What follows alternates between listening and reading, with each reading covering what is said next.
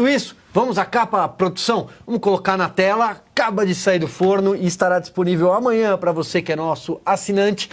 Ditadura em construção. Só pelo título não precisaria falar mais nada, pra né, mim, Flávio foi uma das Morgenstern? minhas preferidas.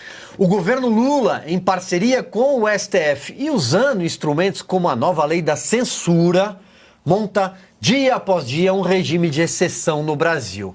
Texto de José Roberto Guzzo, e é exatamente disso que se trata. A edição da Revista Oeste desta semana traz um verdadeiro combo de reportagens sobre o projeto de lei da censura, sim, cuja urgência passou nesta semana no plenário da Câmara dos Deputados. Tem aí, nesse texto do José Roberto Guzzo, uma amostra do que é a espinha dorsal de uma ditadura de esquerda já em construção, né, a conta-gotas, bem devagarzinho aqui no nosso país.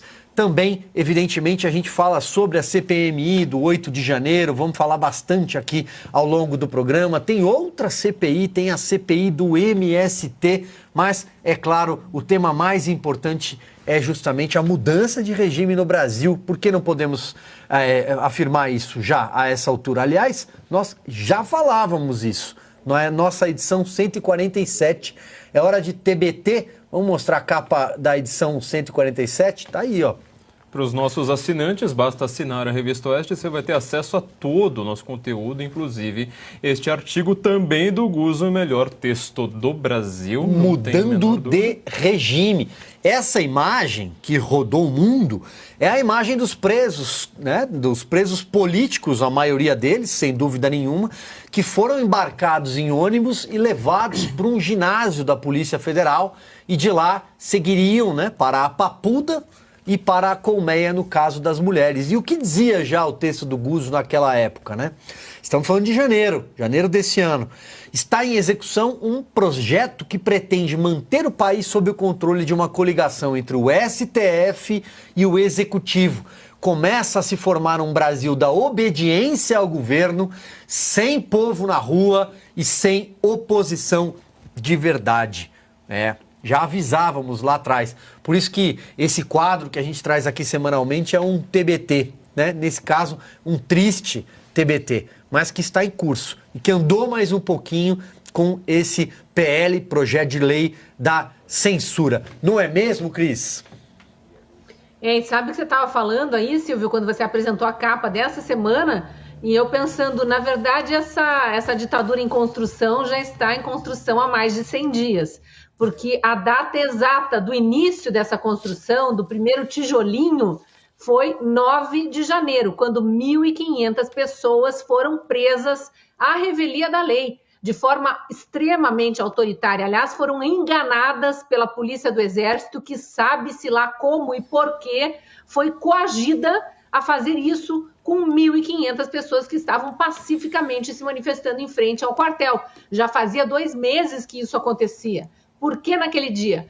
Porque o STF, Judiciário Alta Cúpula, locupletado, acho que essa é uma boa palavra, locupletado com o Executivo ditador, que já mostrava suas garras ali no início da sua segunda semana de governo, foi lá e decidiu que não precisa mais ter o devido processo legal, não precisa mais ter coleta de provas, sequer uma denúncia formal, uma investigação para quê? Ouvir testemunhas, coletar provas, né? Levantar ao menos indícios, nada disso foi feito.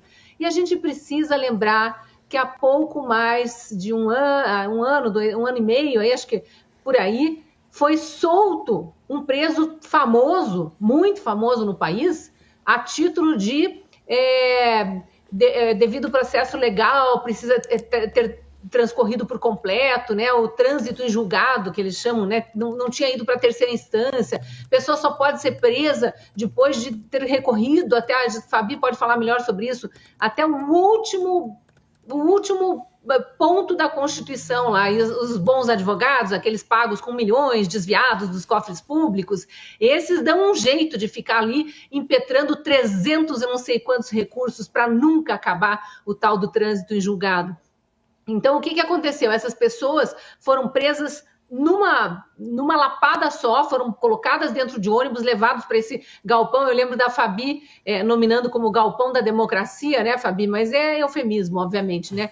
Era já o galpão da ditadura. Eu prefiro chamar mesmo de campo de concentração, porque era o que parecia. Naquele momento, daquela foto que ilustra a capa ali da semana pós 8 de janeiro, tinha cachorro, tinha criança, tinha senhores e senhoras de idade, tinha até pessoas com dificuldades de saúde, precisando de remédios, doentes crônicos, todos ali amarrotados num ginásio no auge do verão, em Brasília, que tem clima seco, pessoas passando mal, ambulâncias precisaram ir lá para atender, advogados conservadores apareceram lá de forma gratuita, oferecendo serviços para aquelas pessoas, para tentar entender o que estava acontecendo. Óbvio que advogados progressistas estavam lá para tentar conseguir cliente que tivesse uma graninha para pagar, né? Então, é realmente o comunismo chegando com todo o seu peso sobre o Estado brasileiro. E só para finalizar, lembra a Venezuela? Lembra como começou a ditadura de Hugo Chávez? Lembra dos oficiais do exército, de repente todos virando generais, de repente as forças armadas cooptadas, sabe-se lá a que custo? Lembram do judiciário da Venezuela, completamente aparelhado? E aí, por fim, depois houve uma posse do legislativo. Lá na Venezuela foi um pouco diferente, mas a gente está começando a ver que aqui no Brasil está acontecendo de forma bem rápida também, infelizmente. Infelizmente, mas veja, a gente tem que aproveitar para falar de Venezuela, fazer esse tipo de comparação, né, Cris? Falar Brazuela, por exemplo, enquanto a gente pode, porque não sabemos o que vai acontecer depois desse projeto da censura.